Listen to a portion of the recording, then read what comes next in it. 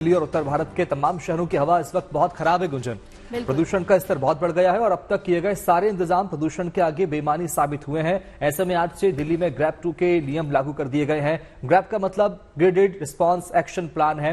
Grab के 4 चरण होते हैं, जिसमें से आज से दूसरा चरण लागू कर दिया गया है। इसके तहत दिल्ली में तमाम पाबंदियां आज से लागू हो गई हैं। दिल्ली में कई इलाके ऐसे हैं जहां इस वक्त एयर क्वालिटी इंडेक्स 300 के पार पहुंच गया है, जिसके बाद दिल्ली में ग्रैप 2 की पाबंदियां लागू कर दी गई है। दिल्ली ही नहीं बल्कि उत्तर भारत के तमाम शहरों का यही हाल है। यहां भी हवा का हाल बेहाल हो गया है। आपके सामने 7 तस्वीरें हैं और ये तस्वीरें दिल्ली में प्रदूषण को लेकर चल रहे महायुद्ध की तस्वीरें बयां कर रही हैं। ये तस्वीरें आप देखिए, पॉल्यूशन जो है वो लगातार बढ़ती जा रहा है। देश की राजधानी दिल्ली की तस्वीर आपको हम दिखा रहे हैं, जहां अलग अलग हिस्सों में लगातार युद्ध चलाया जा रहा है प्रदूषण के विरुद्ध, लेकिन उसके बावजूद एयर क्वालिटी इंडेक्स 300 के पार जा पहुंचा है, जो कि बहुत खराब है हमारी सेहत के लिए।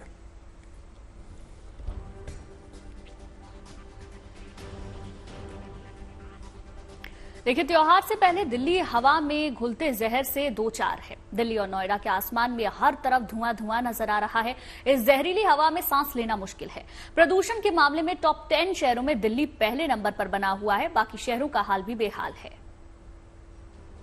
दिल्ली का AQI 300 के पार चल रहा है। आज की बात करें तो एयर क्वालिटी इंडेक्स 333 तक पहुंच गया है, यानी दिल्ली की हवा बेहद खराब है। वहीं दिल्ली से सटे गाजियाबाद का हाल भी कुछ ऐसा ही है। गाजियाबाद में एयर क्वालिटी इंडेक्स 304 के पार दर्ज किया गया है।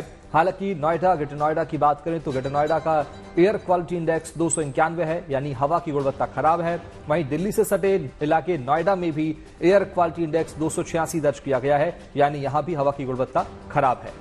देखिए, इसके अलावा फरीदाबाद में भी हवा बेहद खराब स्थिति में है। फरीदाबाद का AQI 230 है। रोहतक में AQI 218 को पार कर गया है, यानी कि हवा की गुणवत्ता खराब बनी हुई है। और बात हरियाणा की करें तो हरियाणा में भी प्रदूषण से हवा खराब बनी है। सोनीपत में AQI 300 के पार है। वहीं सोनीपत का AQI 318 दर्ज किया गया है। अभी दिल्ली की बात करें तो राजधानी दिल्ली में टॉप 6 इलाकों की बात हम कर लेते हैं। इसमें सबसे पहले जहांगीरपुरी में एयर क्वालिटी इंडेक्स 330 दर्ज किया गया है, यानी जहांगीरपुरी की हवा की गुणवत्ता बेहद खराब हो रही है। वहीं बवाना की बात करें तो यहां एयर क्वालिटी इंडेक्स 318 दर्ज किया गया है, यानी बवाना की हवा की गुणवत्ता बेहद खराब है। इसके अलावा तीसरे नंबर पर है आनंद विहार। आनंद विहार का AQI 298 है, यानी कि हवा की गुणवत्ता यहां पर भी काफी खराब है।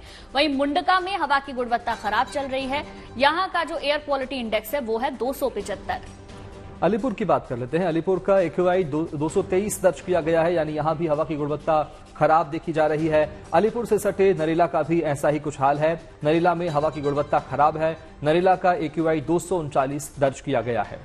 बिल्कुल, हवा का हाल आपने देख लिया। आप समझते हैं आखिर आज से दिल्ली में ग्रैप 2 लागू करने की नौबत क्यों आई।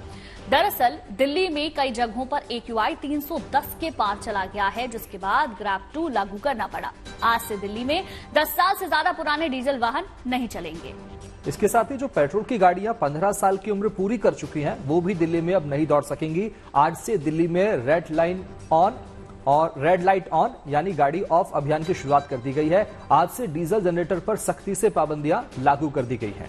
यही नहीं, होटल में कोयले और लकड़ी के इस्तेमाल पर भी आज पूरी तरीके से रोक रहने वाली है। सरकार की कोशिश है कि जाम ना लगे, इसके लिए ट्रैफिक कर्मी भी बढ़ाए जा रहे हैं। इसके अलावा दिल्ली में आज से पार्किंग शुल्क भी बढ़ जाएगा, यानी कि जो लोग प्राइवेट गाड़ियों में का इस्तेमाल करते हैं वो अब उन गाड़ियों का इस्तेमाल ताकि कम करें। और लोगों से अपील है कि वो अपनी गाड़ी के इंजन को ट्यून कराएं ताकि प्रदूषण कम हो। लोगों से टायर का प्रेशर ठीक करने के साथ ही पॉल्यूशन कंट्रोल सर्टिफिकेट यानी कि PUC भी रखने के लिए कहा गया है। लोगों से ये भी अपील की गई है कि अगर उनके पास इलेक्ट्रिक और हाइब्रिड गाड़ी है तो उसी से आए जाएं। लोगों से ये भी अपील है कूड़ा ना जलाएं, ना ही उसे खुले में फेंकें।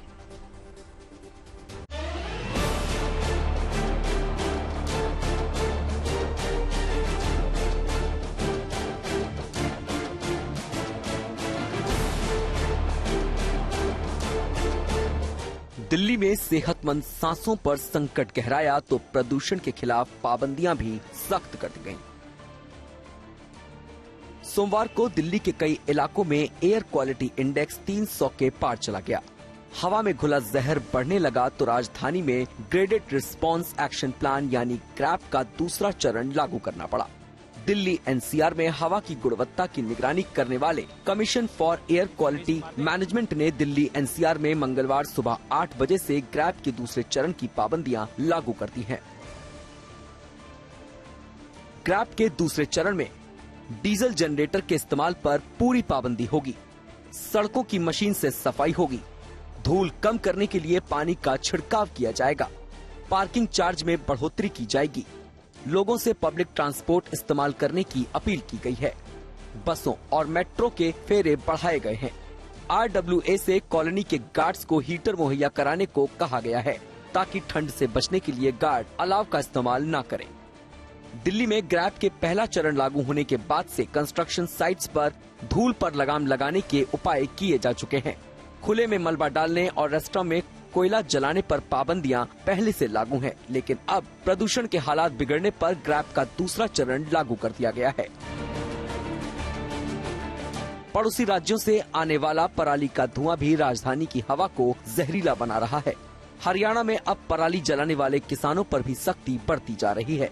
कैथल में पराली जलाने के 18 मामलों में 14 किसानों को गिरफ्तार किया गया है। प्रशासन अब पिछले साल दर्ज हुए 72 FIR के आरोपियों को गिरफ्तार करने की तैयारी भी कर रहा है। आज की डेट में कैथल डिस्ट्रिक्ट में 123 मामले आ चुके हैं, जिसमें से 63 पे हमने 1,57,500 रुपये फाइन कर दिया है और 18 पे अभी तक FIR हुई। इन तमाम कोशिशों का मकसद यही है कि किसी तरह ठंड के दिनों में दिल्ली NCR के वायु प्रदूषण पर लगाम लगाई जाए। लेकिन अगर पड़ोसी राज्यों में सख्ती और राजधानी में ग्रैब का दूसरा चरण लागू होने के बावजूद प्रदूषण के हालात नहीं सुधरे तो आने वाले समय में दिल्ली NCR में पाबंदियां और सख्त हो सकती हैं। Bureau report, good news today. तो लगातार बढ़ते प्रदूषण के बीच में आज से दिल्ली सरकार ने रेड लाइट ऑन गाड़ी ऑफ अभियान की शुरुआत कर दी है। दिल्ली सरकार के पर्यावरण मंत्री गोपाल राय ने इसकी शुरुआत की है। इसके तहत गाड़ी चलाने वालों को रेड लाइट ऑन होने पर गाड़ी का इंजन बंद करके प्रदूषण को कम करने में अपना योगदान देने की अपील की गई है। इस मुहिम को सफल बनाने के लिए दिल्ली के पर्यावरण मंत्री ने लोगों से सहयोग की अपील की और गुलाब देकर जनता को इस मुहिम से जोड़ने की कोशिश की है। गाड़ियों का जो पोल्यूशन है, चौराहों पर हम सब लोग जो गाड़ियां का इंजन बंद नहीं करते हैं, उससे जो पोल्यूशन पैदा होता है, उसके लिए आज से ये रेड लाइट ऑन गाड़ी ऑफ जन जागरूकता अभियान हम शुरू कर रहे हैं। इस रेड लाइट ऑन गाड़ी ऑफ जन जागरूकता अभियान का जो मकसद है कि हम सब लोग जब रेड लाइट हो जाए चौराहे पर तो अपने गाड़ी का इंजन बंद कर दें। प्रति व्यक्ति पर डे लगभग 10 से 15 रेड लाइट क्रॉस करता है। एक रेड लाइट पर 2 मिनट जब हम इंजन चालू रखते हैं तो लगभग पर डे हम आधा घंटा पेट्रोल और डीजल फूंक रहे हैं बेवजह का। दिल्ली के लोगों से हमारी यही अपील है कि हम सब मिलकर के प्रयास करेंगे, अपने हिस्से का जो दिल्ली के हिस्से का पोल्यूशन है उसे कम करेंगे और उसके लिए गाड़ियों के पोल्यूशन को कम करने के लिए रेड लाइट ऑन गाड़ी ऑफ कैंपेन हमारे लिए एक बहुत बड़ा सहयोगी है। अगले 1 महीने तक ये जन जागरूकता अभियान जारी रहेगा। और अब बात दिल्ली में यमुना की स्वच्छता की, क्योंकि राजधानी में यमुना नदी का हाल बेहाल हो चुका है। आलम यह है कि काले पानी में सफेद झाग नजर आ रहे हैं, लेकिन अब दिल्ली सरकार की ओर से छठ पूजा से पहले यमुना को साफ करने के लिए तमाम उपाय किए जा रहे हैं। देखिए राजधानी दिल्ली में कैसी है स्वच्छ यमुना की मुहिम।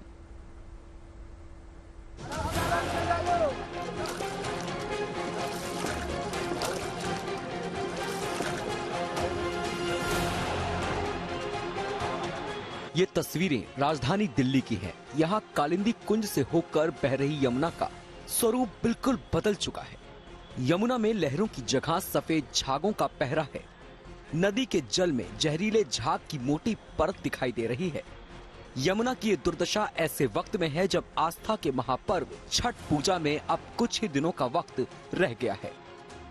छठ आते ही दिल्ली वालों को यमुना की याद आती है और वो पहुंच जाते हैं यमुना के किनारे पर। हालांकि अभी हम एक नाव में सवार हैं, यमुना के बीचों बीच में है और आपको चारों तरफ यमुना का इस वक्त क्या हाल है, वो हाल या यूं कहें कि बदहाल यमुना हम आपको दिखा रहे हैं। आप देखिए कि पानी का रंग तो कैसा है वो तो आप छोड़ दीजिए, लेकिन इसमें झाग कितना है, गंदगी कितनी है, पोल्यूशन कितना है, उसकी तस्वीरें आपको यमुना में चारों तरफ दिखाई पड़ जाएंगी कि आप यकीन कर सकते हैं कि आने वाले लगभग 10 से 12 दिनों बाद इसी पानी में खड़े होकर तमाम पूर्वांचल के लोग जो दिल्ली में रहते हैं उन्हें उगते सूरज और डूबते सूरज को अर्घ देना है, छठ मैया को यहीं से प्रणाम करना है। हालांकि दिल्ली सरकार ने अब यमुना की साफ सफाई के लिए कमर कस ली है। मसलन दिल्ली जल बोर्ड की ओर से यमुना की सफाई के लिए अस्थायी दफ्तर बनाया गया है और कालिंदी कुंज बैराज के पास कूड़े या गंदगी को रोकने के लिए जाल भी लगाया गया है। इसके अलावा यमुना के झाग को खत्म करने के लिए खास तरह के केमिकल का छिड़काव भी किया जा रहा है। जाहिर है दिल्ली में यमुना के मार्ग के आसपास बड़ी संख्या में फैक्ट्रियां भी हैं, जिनसे वेस्ट के तौर पर निकलने वाला केमिकल यमुना के जल में सीधे मिल जाता है, जिसकी वजह से यमुना के पानी का रंग काला हो जाता है और उसमें झाग नजर आने लगता है। सोर्सेस ज्ञात है, सरकार को भी ज्ञात है, क्योंकि ये म्युनिसिपल वेस्ट जो 17 नाले हैं जो कैरी करते हैं लगभग 3500 मिलीलीटर वेस्ट वाटर जो है, म्युनिसिपल वेस्ट वाटर जो है वो नदी के अंदर हर रोज जाता है। साथ ही साथ जो इंडस्ट्रियल हब्स हैं, जो इंडस्ट्रीज हैं जिनको साफ पानी जो है ट्रीट करके, जिसको कहते हैं हम एफलुएंट ट्रीटमेंट प्लांट के बाद का पानी डालना चाहिए, तो इंडस्ट्रियल पोल्यूटेंट्स हैं, म्युनिसिपल पोल्यूटेंट्स हैं, एग्रीकल्चरल वेस्ट है, ये सारे कारण हैं जो नोन सोर्सेस हैं, वर्षों से नोन सोर्सेस है, जिसके कारण यमुना की स्थिति इतनी भयावह। फिलहाल दिल्ली में छठ से पहले यमुना की स्वच्छता का अभियान एक बार फिर से तेज हो गया है और माना जा रहा है कि छठ पूजा की शुरुआत से पहले कुछ हद तक ही सही, लेकिन यमुना अपने पुराने अवतार में नजर आने लगेगी। दिल्ली से मनीष चौरसिया के साथ bureau report, good news today. और धनतेरस और दिवाली नजदीक है, ऐसे में देश की राजधानी दिल्ली के बाजारों में भीड़ उमड़ने लगी है। लेकिन रोहिणी ब्लास्ट के बाद दिल्ली पुलिस बाजारों की सुरक्षा को लेकर और भी ज्यादा अलर्ट हो गई है। दिल्ली पुलिस की चौकसी की एक ऐसी ही तस्वीर सदर बाजार इलाके से सामने आई है, जहां पुलिस की टीम लोगों को सावधान रहने के लिए आगाह करती नजर आई। लोगों की सुरक्षा के मद्देनजर सदर बाजार में दोपहर 12 बजे से रात 8 बजे तक लोडिंग अनलोडिंग पर रोक लगा दी गई है। वहीं दिल्ली की चांदनी चौक मार्केट में भी त्योहार के दौरान होने वाली भीड़ को देखते हुए पुलिस अफसरों ने एक अहम बैठक की है। और खबर यह भी है कि त्योहारों के दौरान पूरे शहर में वर्दी और सिविल ड्रेस में अतिरिक्त पुलिसकर्मी तैनात किए गए हैं। साथ ही साथ मॉल और बाजारों जैसे भीड़ भाड़ वाले इलाकों में पुलिस गश्त तेज कर दी गई है और महिला पुलिसकर्मियों की गश्त भी बढ़ा दी गई है। कोई लोडिंग अनलोडिंग नहीं होगी 12 बजे से लेके दोपहर के 12 बजे से लेकर शाम के 8 बजे तक। ये आपके मद्देनजर रखते हुए आपकी सुरक्षा के लिए, आपको सुरक्षित रखने के लिए ये तमाम लोगों को ये आगाह किया जाता है। आप सब लोग इस चीज को जानते हो कि दीपावली का त्योहार होने की वजह से बाजार में सदर बाजार में काफी भीड़ है। देखिए, एक तरफ बाजार में दिवाली की रौनक है तो दूसरी ओर लोगों के मन में सवाल है कि दिवाली कब है। लोग खरीदारी तो कर रहे हैं लेकिन थोड़ा कंफ्यूजन है। बाजार में रौनक के बीच ये सवाल भी लोगों के जहन में है कि दिवाली का त्योहार आखिर कब मनाएं। देखिए जरा। पता है लेकिन दिवाली कब की है? 31 या 1 कब की है? 31 की। बट बहुत से लोग 1 को भी मनाने का सोच रहे हैं। तो ऐसे ही, लेकिन मतलब 31 को ही मनेगा जहाँ तक है। 31 का ही है तो तैयारी पूरी हो गई 31 तारीख की? हो ही रहा है। तो दिवाली कब की है ये तो बताइए, बहुत लोगों को कंफ्यूजन है। 1 तारीख को है। 1 तारीख को, बट बहुत से लोग 31 तारीख भी बोल रहे हैं। नहीं, मैं 1 तारीख को है। 1 तारीख को है। जब सब मनाएंगे तब मना लेंगे। नहीं, बट है कब की फिर भी? हमें तो 1 की बता रहे। 1 की, तो आपकी तैयारी 1 को लेकर हो रही है? हाँ, फिलहाल तो 1 को लेकर हो रही है। एक दिवाली की जो तारीख है उसमें बड़ा कंफ्यूजन है। जनरली 31 का हम लोग प्लान कर रहे हैं। 31 का ही है। 31 क्योंकि रात को जो है उसी दिन है मेनली। दिवाली को लेकर 2 तारीखों पर विद्वानों में मतभेद है। कुछ का कहना है कि दिवाली 31 अक्टूबर को मनाने की बात कह रहे हैं तो कुछ 1 नवंबर को, यानी दिवाली को लेकर असमंजस है। हालांकि काशी के पंडितों ने 31 अक्टूबर को ही दिवाली मनाने की घोषणा कर दी है। हमारे यहाँ कहा गया है प्रदोषे पूजयेत लक्ष्मी, अर्थात लक्ष्मी की पूजा प्रदोष काल में होती है। प्रदोष जो होता है सूर्यास्त के बाद 2 घंटे 24 मिनट का जो समय होता है वो प्रदोष काल होता है। तो ये पूर्व दिन 31 अक्टूबर को ही प्राप्त हो रही है और निशीथ में जो सिद्धि करने वाले हैं उनके लिए भी अर्धरात्रि काल में अमावस्या प्राप्त हो रही है। तो चाहे किसी को सिद्धि करना हो कालरात्रि की, चाहे लक्ष्मी प्राप्ति के लिए लक्ष्मी पूजन प्रदोष काल में करना हो, ये सब मान जो है वो 31 अक्टूबर को ही प्राप्त होगा। जो अमावस्या है वो प्रदोष व्यापनी है और अर्धरात्रि व्यापनी है। अर्धरात्रि व्यापनी अमावस्या को दीपावली में लेने का हमारे सभी शास्त्रों में विधान है। इसलिए दीपावली का पर्व अर्धरात्रि व्यापनी प्रदोष व्यापनी अमावस्या 31 अक्टूबर को प्राप्त हो रही है। इसलिए ये महापर्व 31 अक्टूबर को मनाया जाएगा, इसमें कोई संदेह नहीं है। इंडियन क्रिकेट टीम के मशहूर बॉलर मोहम्मद शमी जल्द ही एक बार फिर से मैदान पर दिख सकते हैं। घुटनों की सफल सर्जरी के बाद शमी शानदार वापसी के लिए तैयार हैं। उम्मीद की जा रही है कि बॉर्डर गावस्कर सीरीज के लिए शमी पूरी तरह से तैयार है और शमी से इस बारे में बातचीत की है हमारे संवाददाता राहुल रावत ने। सुनिए। पिछले साल इस वक्त मोहम्मद शमी दुनियाई क्रिकेट में कहर ढा रहे थे क्योंकि वर्ल्ड कप चल रहा था और हर किसी को याद है वो 24 विकेटें और वर्ल्ड कप काफी नजदीक था। पर उसके बाद से मोहम्मद शमी नदारत हैं क्रिकेट के सीन से, पर उम्मीद लगाई जा रही है कि मोहम्मद शमी वापस आएंगे। पर कब? तो मोहम्मद शमी हमारे साथ खुद हैं। शमी, कब का तो नहीं पता, लेकिन बहुत जल्द। बॉर्डर गावस्कर ट्रॉफी हर कोई देख रहा है कि मोहम्मद शमी की ज़रूरत है क्योंकि पिछले काफ़ी दौरे करे हैं। पर्थ टेस्ट जो है वो पहला मैच होगा। पिछली बार 2018 में जब आप गए थे 6 विकेटें थी आपकी।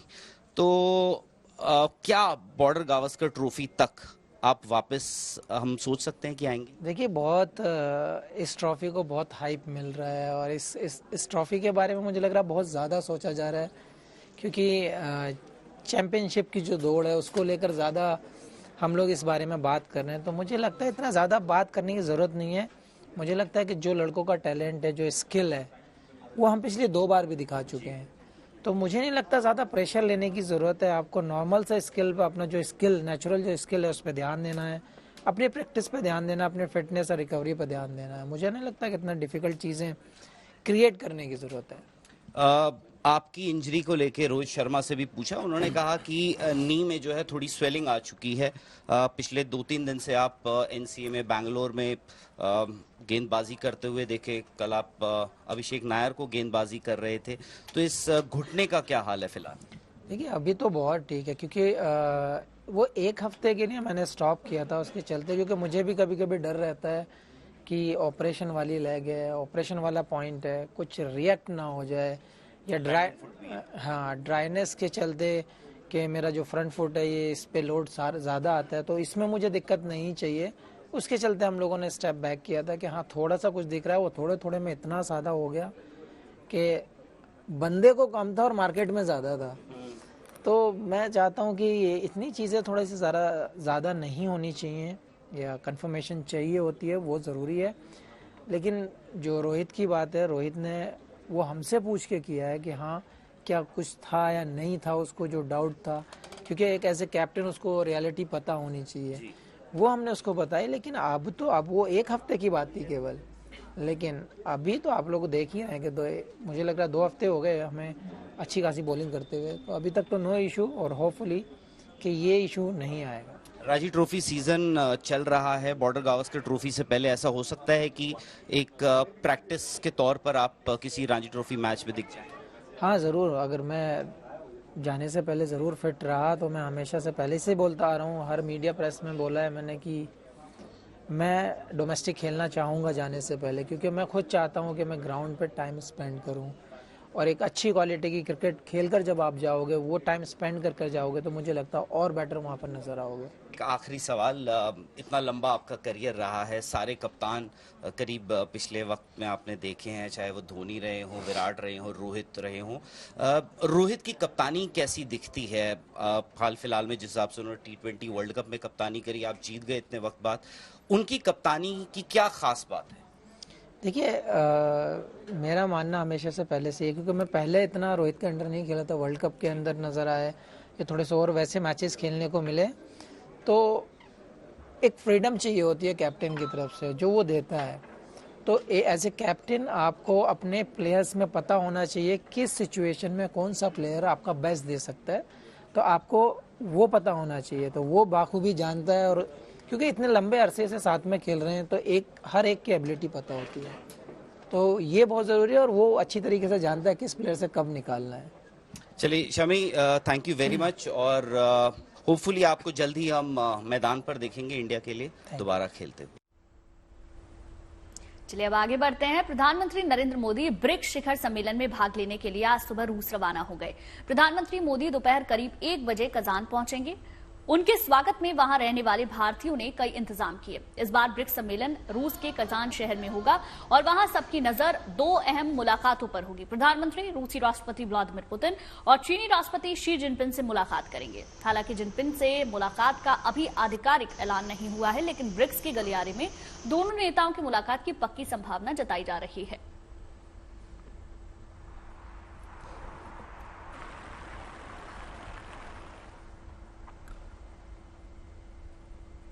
और अब आपको ले चलते हैं अयोध्या, जहां दीपोत्सव की तैयारियां शुरू हो चुकी हैं। रामनगरी इस बार दीपोत्सव पर नया कीर्तिमान बनाने के लिए तैयार है और इसलिए रामनगरी को सजाया संवारा जा रहा है। सरयू घाटों की साफ सफाई और रंग रोगन का काम भी तेजी से चल रहा है।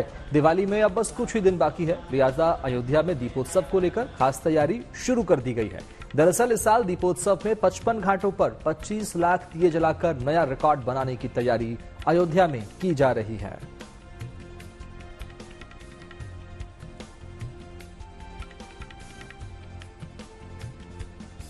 तो ये 3 तस्वीरें आपकी टीवी स्क्रीन पर, जहां रामनगरी में भव्य दीपोत्सव का आयोजन किया जाएगा और प्राण प्रतिष्ठा के बाद ये पहला भव्य दीपोत्सव होगा जब रामलला के आंगन में दीपोत्सव मनाया जाएगा। अयोध्या में त्रेता युग जैसा नजारा देखने को मिलेगा।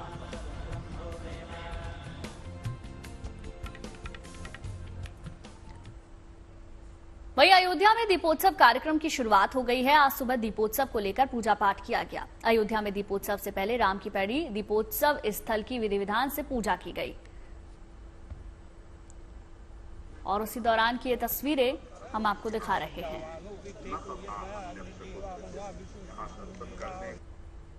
आज सरयू पूजन हुआ है, भूमि पूजन हुआ है और ये पूजन में हम यही प्रार्थना करते हैं भगवान से, माता सरयू से, कि सारा कार्य निर्विघ्न पूरा हो। तैयारियां खूब हैं।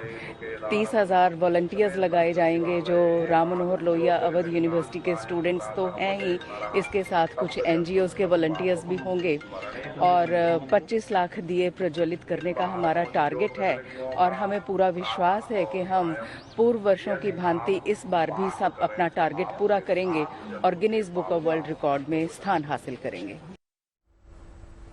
तो सबको इंतजार दीपावली का है और अयोध्या में होने वाले दीपोत्सव का भी इंतजार है। इस बार अयोध्या का दीपोत्सव क्यों खास है, चलिए आपको बताते हैं। दरअसल इस बार रामलला की प्राण प्रतिष्ठा के बाद 30 अक्टूबर को अयोध्या में दीपोत्सव का आयोजन किया जाएगा। इस उत्सव को भव्य बनाने में यूपी सरकार कोई कोरकसर नहीं छोड़ना चाहती है। बिल्कुल, इसके लिए जोर शोर से तैयारियां जारी हैं। इस बार अयोध्या के 55 घाटों पर 25 लाख दिए जलाने का नया कीर्तिमान बनने जा रहा है। घाटों पर 25 लाख दियों के साथ साथ अयोध्या नगरी में दूसरी जगह पर भी करीब 3 लाख अतिरिक्त दिए जलाए जाएंगे। इसके साथ ही घाट पर लेजर शो के जरिए रामायण के अलग अलग खंड का प्रदर्शन भी किया जाएगा। बिल्कुल, दीपोत्सव के दौरान अयोध्या के धर्म पथ पर और राम पथ रंग बिरंगी रोशनी से जगमग हो उठेंगे। करीब 2 किलोमीटर के पूरे रास्ते को रोशन करने के लिए डेकोरेटिव वॉल, इलेक्ट्रिक गेट और लाइट पिलर्स बनाने का काम भी तेजी से जारी है। बिल्कुल, और इसके लिए अयोध्या के घाटों पर करीब 27,000 वॉलंटियर्स की तैनाती की जा रही है, जिनकी सहायता लेंगे। वहीं अयोध्या से दूर बैठे रामलला के भक्तों को भी इस दीपोत्सव में शामिल होने का मौका मिलेगा। अयोध्या विकास प्राधिकरण ने एक दिया प्रभु श्री राम के नाम योजना तैयार की है, जिसके जरिए घर बैठे श्रद्धालु भी दीपोत्सव में दिया जला सकेंगे। लोग दिए की बुकिंग करने के लिए ऑनलाइन दान कर सकेंगे, उसके बाद प्रसाद उनके घर भेजा जाएगा। और अब बात चक्रवाती तूफान डाना की, जिसको लेकर नया अपडेट मौसम विभाग की ओर से आया है, जिसमें बताया गया है कि बंगाल की खाड़ी के ऊपर बना कम दबाव का क्षेत्र और मजबूत हो गया है और इसके 23 अक्टूबर तक चक्रवाती तूफान में तब्दील होने की भी संभावना है। मौसम विभाग की इस चेतावनी के बाद ओडिशा, बंगाल और आंध्र प्रदेश में चक्रवाती तूफान डाना से निपटने की तैयारी तेज कर दी गई है।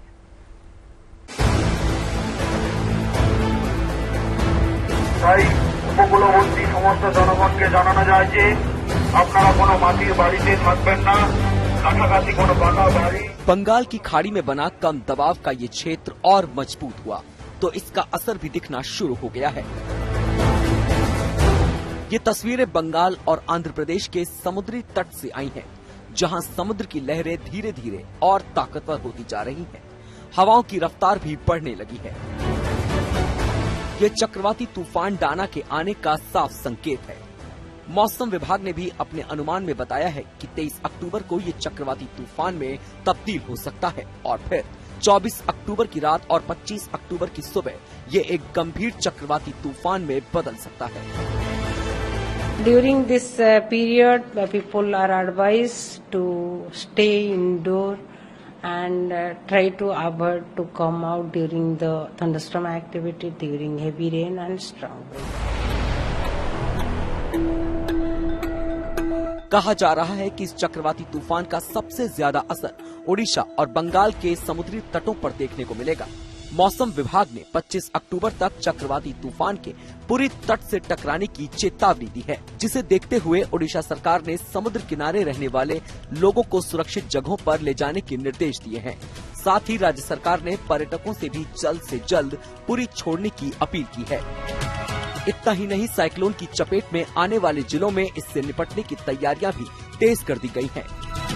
इस सिलसिले में राज्य के मुख्यमंत्री मोहन मांझी ने एक हाई लेवल बैठक भी की है। साइक्लोन आने की संभावना है, दाना उसको लेके प्रशासन का ऑलरेडी सब प्रिपरेशन चल रहा है। हमारे जितने भी ब्लॉक अफेक्ट होने का चांस है, हमारे 6 ब्लॉक ज्यादा अफेक्ट होने का चांस रहेगा, तो उस ब्लॉक में कैसे जल्दी इवैक्यूएशन किया जाएगा, इसके लिए प्लान डिस्ट्रिक्ट एडमिनिस्ट्रेशन ने करके रखा है। जो हमारे टेम्पररी साइक्लोन सेंटर है, वहां पे वो भी रेडी रखे गए हैं। वहां पे इलेक्ट्रिसिटी और पीने की पानी की व्यवस्था और सब जो खाने पीने की व्यवस्था, इसको हमने रेडी करके रखा है।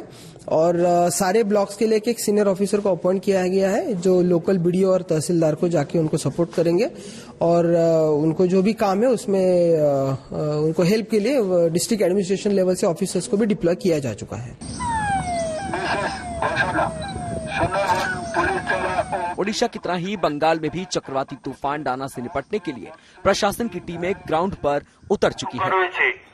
তাই উপকূলবর্তী সমস্ত জনগণকে জানানো যায় যে আপনারা কোনো কাঁচা বাড়ি जो समुद्र तट के किनारे घूम घूम कर लोगों को आगाह कर रही हैं, खास करके मछुआरों और पर्यटकों को। बताया जा रहा है कि बंगाल की खाड़ी में आने वाले इस चक्रवाती तूफान के मद्देनजर बंगाल में एनडीआरएफ की 14 टीमें और ओडिशा में 11 टीमों को तैनाती के लिए तैयार रखा गया है। इसके अलावा सेना, नौसेना और कोस्ट गार्ड को भी तैयार रखा गया है, ताकि जरूरत पड़ने पर फौरन लोगों तक मदद पहुंचाई जा सके। अनुपम मिश्रा के साथ bureau report, good news today.